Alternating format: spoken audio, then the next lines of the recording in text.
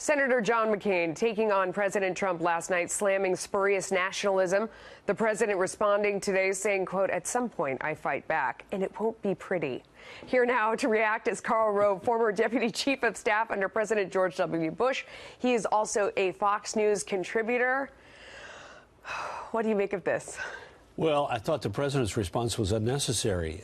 Just don't say anything. Just don't say. Well, look, the president gave here in New York City a speech in which he began by saying authoritarian powers seek to collapse the value systems and alliances that prevented conflicts and tilted the world towards freedom since World War II. He gave an ardent defense of our involvement in international institutions like the United Nations. Then he went off to prompter.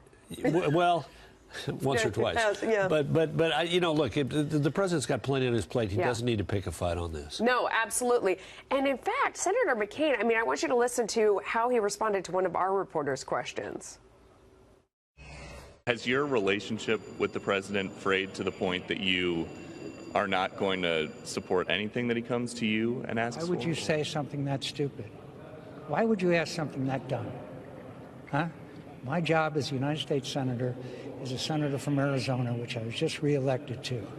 You mean that I am somehow going to behave in a way that I'm going to block everything because of some personal disagreement? That's a dumb question. Bless his heart.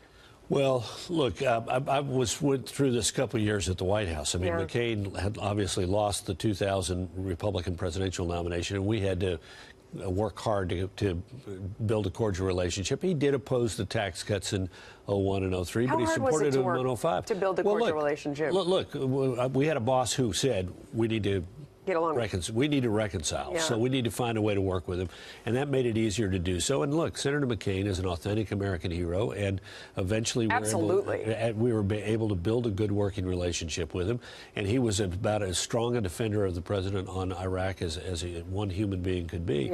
But that's an important lesson. The president of the United States, regardless of who they are, needs to, you know, it's that old adage from the Godfather movie, keep your enemies close and keep your friends close and your enemies closer.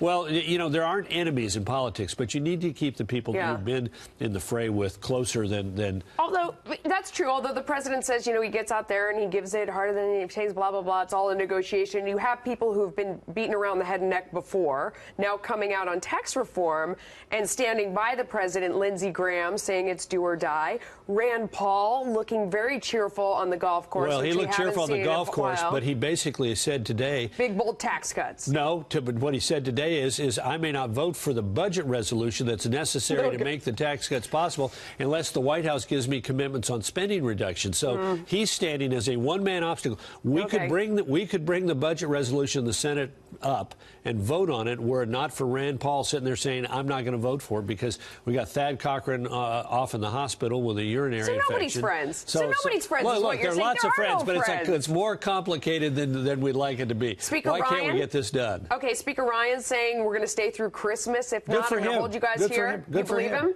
Yeah, I do. Good. Because look, the House is going to pass its budget resolution, pass out of the committee the Ways and Means Committee, the draft bill, and they're going to get it done, and good for them to do it because the Senate is always complicated, even more complicated when you got 52 Republicans and not a single Democrat who's going to vote for the tax reform bill unless their vote isn't needed. If they go home without doing it, David and I are going to go there and pick it. You want to join us? I don't think. You know what? No, you don't want to. No. So let's be thinking. Forget it. You're not on our team. Let's think what we're going to do when they get it passed and you're celebrating here in the studio.